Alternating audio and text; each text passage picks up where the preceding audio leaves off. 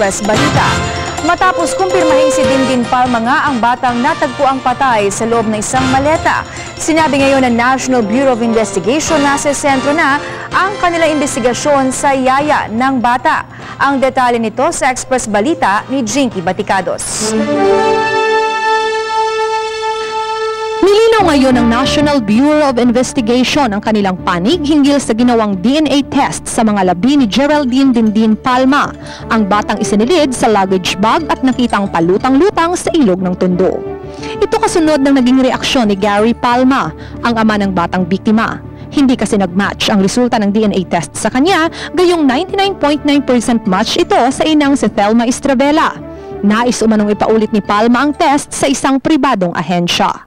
Ayon kay NBI Special Task Force Head Arnelda Lumpines, imposibleng magkamali ang DNA test na isinagawa mismo ng mapagkakatiwalaang ahensya na International Commission on Missing Person.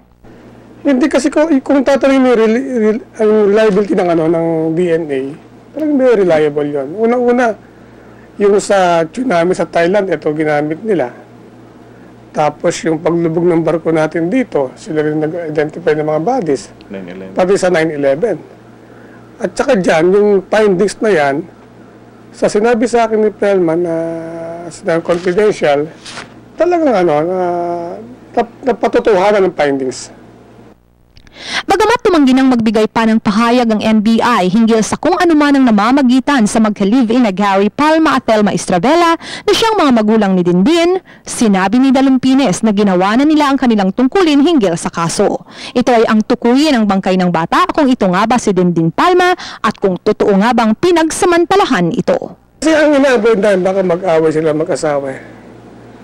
Unang-una ang objective natin dito, ma-identify yung body.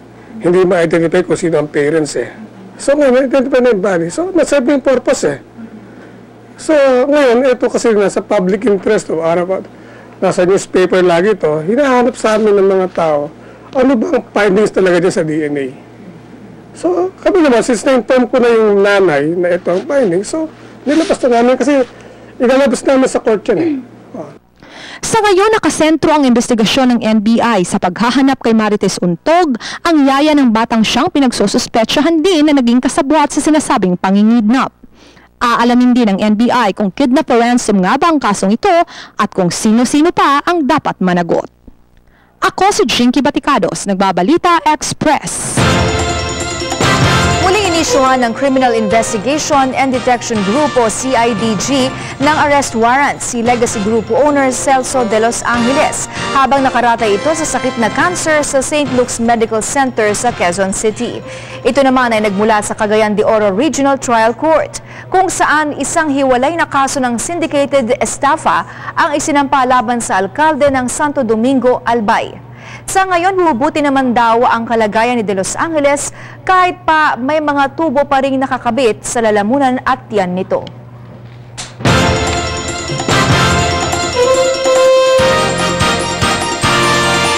Samantala, ipinaaresto na ng Sandigan Bayan si Philippine Sugar Regulatory Authority Administrator Rafael Coscoluela at 4 na iba pa. Ito'y bunsod ng kasong graft na isinampa laban sa kanya at sa ilan pang opisyales sa tanggapan ng ombudsman.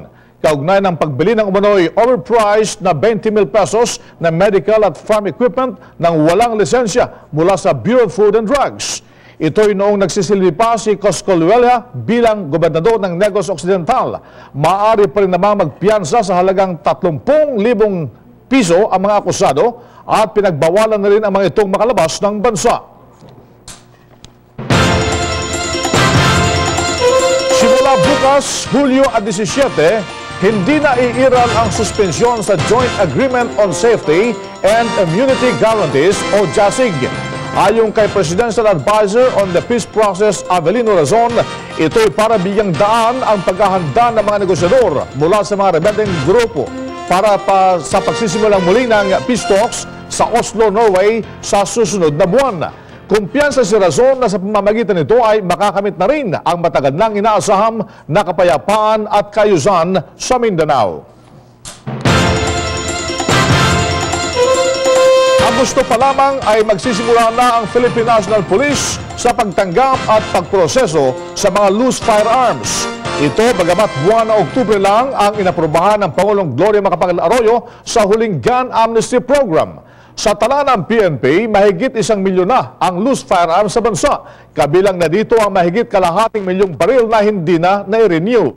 Sa gun amnesty program, 650 pesos na lamang ang babayaran ng mga matagal nang hindi na-renew at 1,000 para sa mga walang lisensya.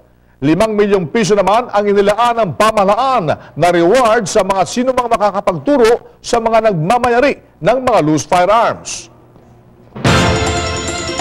After this, aggressive police operations will commence against firearms law violators, and there will be no let-up or sacred cows in this campaign to rid our society of these tools of criminality.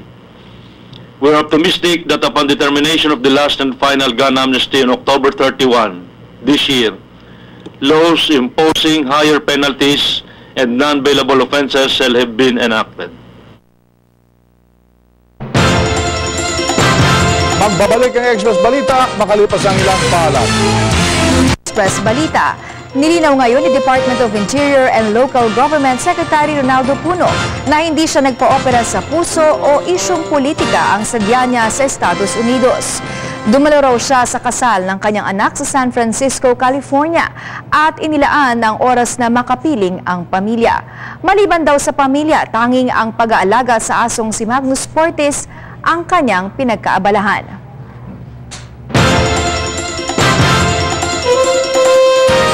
So there's no mystery about what I did in Washington, D.C. I had a very good 2 weeks. I rested.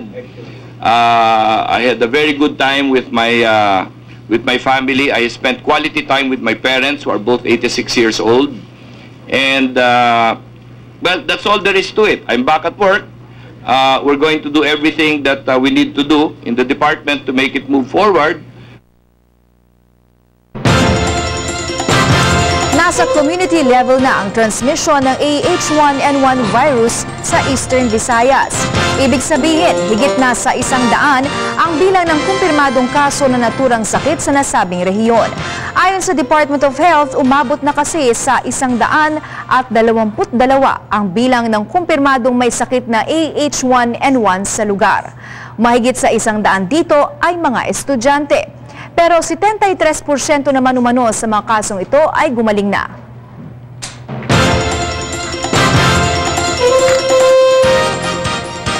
At sa ating ulat panahon, lumakas ang hagupit ng bagyong Isang habang bumabagtas ito sa Hilagang Luzon. Sa pinakahuling update ng Pag-asa, naitala ang bagyo sa lokasyong 200 at 40 kilometro sa silangan ng Kasiguran, Aurora. Ito ay may lakas ng hangin na umaabot sa 75 kilometro kada oras malapit sa gitna at pagbugso na nasa 70 kilometro bawat oras. Signal number 2 ngayon sa Isabela, Southern Cagayan at Northern Aurora. Signal number 1 naman sa iba pang mga lugar sa Aurora at Cagayan, pati na sa Quirino, Nueva Vizcaya, Kalinga, Apayao, Abra, Mountain Province, Ifugao, Benguet, La Union, Ilocos, Babuyan Islands, Nueva Ecija at Pangasinan. Samantala, sinuspindi naman ang klase sa elementary at high school sa Metro Manila dahil sa malakas na ulang dulot ng bagyo.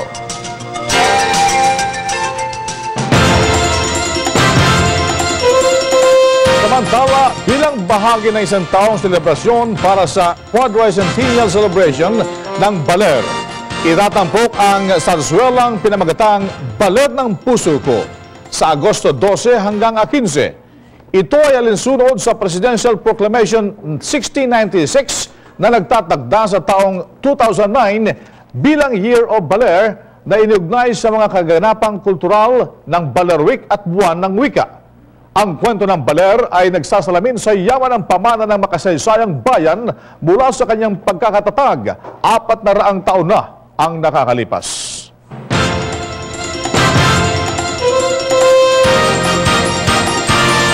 At yan po mga pinakahuling balita na nakalap na IBC News and Public Affairs. Ako po si Precious Hipolito Castelo. Ako naman ang inyong katotong Bing Formento. Pansamantala kaming namamaalam at nagbabalik bukas alas 4:30 ng hapon dito lang sa IBC 13. Mga katoto, mahalin po natin ang bansang Pilipinas.